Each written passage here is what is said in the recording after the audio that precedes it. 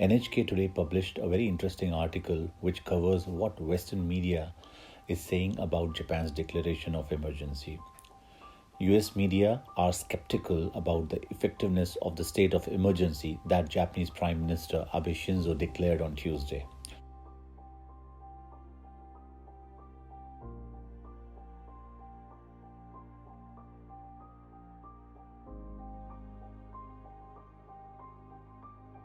They questioned whether the timing was right and pointed out that there are no penalties for non-compliance. CNN said, despite this long exposure to the virus, the country has been slow to take the kind of radical steps seen in many parts of the world. The US broadcaster quoted, "We might see the next New York City in Tokyo." CBS News noted that most of the measures taken by the Japanese government are requests for restraint.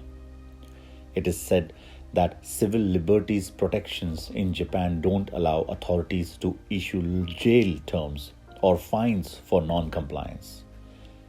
It added that a heavy dose of peer pressure and weight of the emergency declaration are being deployed instead of any kind of forceful declarations.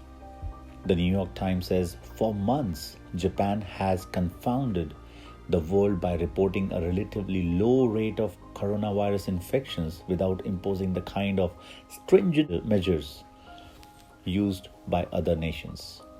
It noted that medical experts are wondering whether the declaration on Tuesday has come just in time to avoid calamity, or whether it's too late, too little. On the other hand, French public radio broadcaster Radio France said, like Sweden, Japan has adopted measures that don't hinder economic activities much.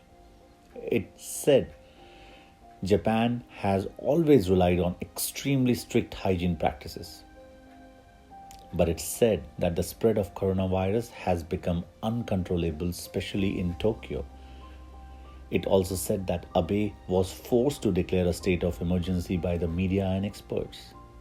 The British newspaper The Guardian said the Japan's government does not have the legal authority to enforce a France-style lockdown with fines and other penalties.